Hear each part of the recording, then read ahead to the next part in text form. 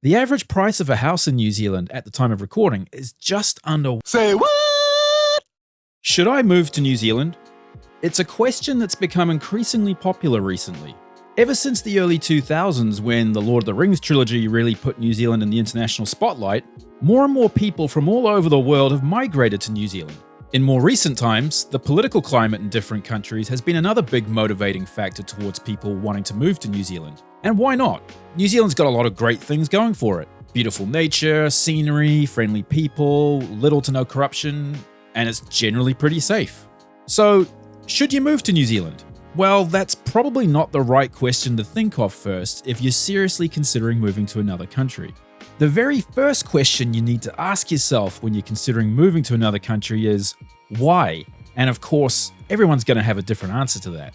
Now, of course, I can't answer this question for you, but just in case you're somebody who's ever said, I want to move to another country, and have never put any thought into it beyond that, and you want some advice, let's see if I can come up with an answer for you based on nothing but broad generalizations. Are you from a developed country? If you're lucky enough to be from the developed world, and bonus points if you're from somewhere that speaks English, then I'm going to go out on a limb and say that you probably don't need to move to another country as much as you might want to move to another country.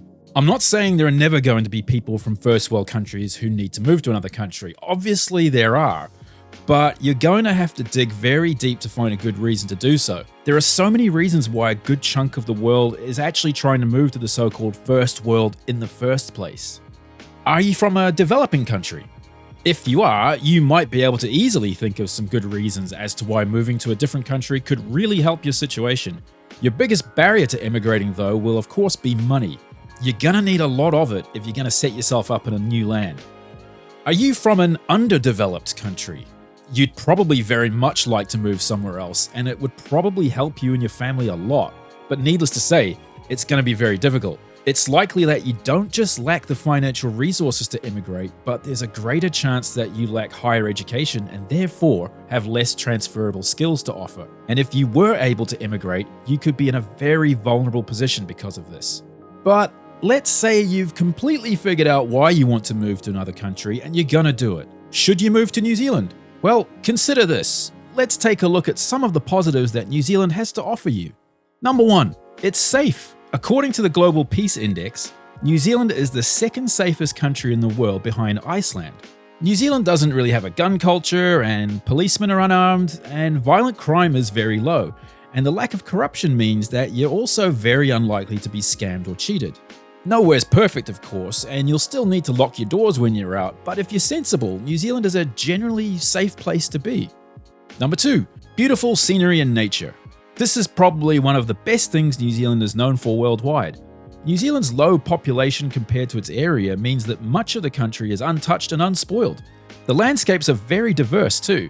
There are rainforests, snowy Alps, subtropical beaches, and even a desert. If you love nature and the outdoors, there are few places around the world that are better. Number 3, we speak English.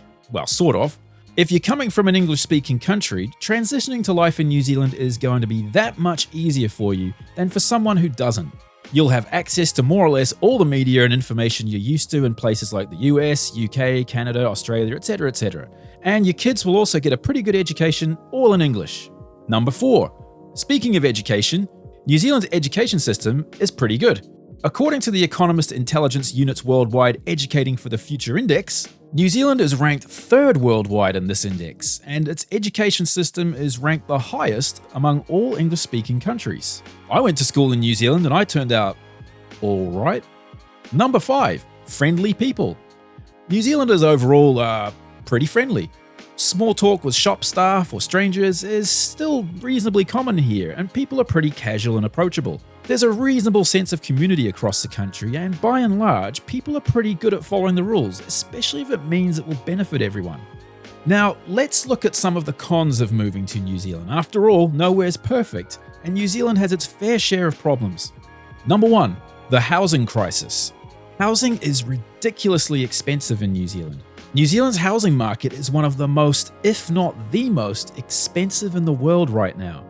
The average price of a house in New Zealand at the time of recording is just under 1 million New Zealand dollars at $913,209. And that's just the average. Also, that average home that you just shelled out a cool $1 million for might not be up to the standards that you're used to where you're from. I mean, have a look at some of the properties that have sold for over $1 million in New Zealand recently, and you might be pretty shocked. The average household income in New Zealand is currently $85,853, and this means that an average home in New Zealand now costs 10.6 times the average income. To put this all into perspective, if 6 times more the average income is considered a crisis, 10.6 times is an absolute disaster. The housing crisis in New Zealand has been long in the making, and it isn't showing any signs of slowing recently. It's creating a slew of societal issues for New Zealand, such as increased homelessness, poverty, health problems, and these are just to name a few. If you're moving to New Zealand, I'd say you'd better be pretty rich. Number 2, low salaries.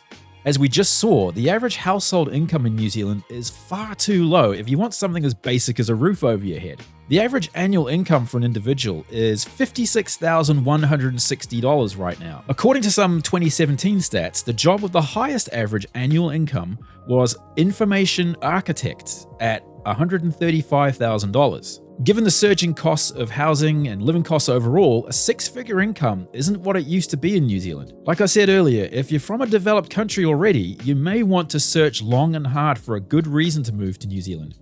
Chances are you'll have a better shot at a much higher salary in your own country, as wages and salaries in New Zealand are among the lowest in the developed world. Number 3, it's far from everywhere. If you're someone who likes to travel, then you're going to have a difficult time living in New Zealand. You can't just drive or hop over to another country by train in an hour or two. Our nearest neighbour is Australia, and that's a 3-hour flight at least. If you're coming over from the US, Europe, or Asia, you're looking at some serious long-haul flights, many of which will need a transfer somewhere. If you do move to New Zealand and you need to go back to your home country for whatever reason every now and then, it's gonna eat up a lot of time and a lot of money. Number 4, it's laid back. Now, this can be a really good or bad thing. Compared to a lot of other countries, life moves slow in New Zealand, and people tend to have a laid-back disposition and a she'll-be-right attitude to most things. This means that no one's in a great hurry to do a lot of things. When you add this to the fact that New Zealand doesn't have a lot of variety or competition in its retail sector, things like shopping or doing daily business in New Zealand can seemingly take forever. Number 5, it's small. With a population of only around 5 million people, you're never going to have the biggest, most sophisticated economy, nor are you going to be known for bustling cosmopolitan nightlife. Being a small, sparsely populated country can be awesome, but it has its drawbacks too. For one thing, the job market isn't going to be that great. There's a reason why so many young New Zealanders go on their OE after they finish university. It's for better opportunities. Most New Zealanders do come back from their OE at some point, but many don't. A brain drain to Australia has been a constant problem throughout much of New Zealand's history. People coming to New Zealand from densely populated countries in Europe and Asia, or from large cities in America, often go a bit stir-crazy living in New Zealand, as well as complain about the lack of big international retailers like IKEA or Costco or even Amazon. Well, there you have it.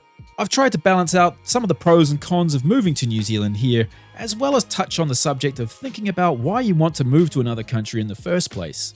If you are thinking of moving to New Zealand, or any other country for that matter, there's one takeaway you can get from this video. It's that moving to another country isn't just like moving house or moving elsewhere in your own country. It's much, much more difficult.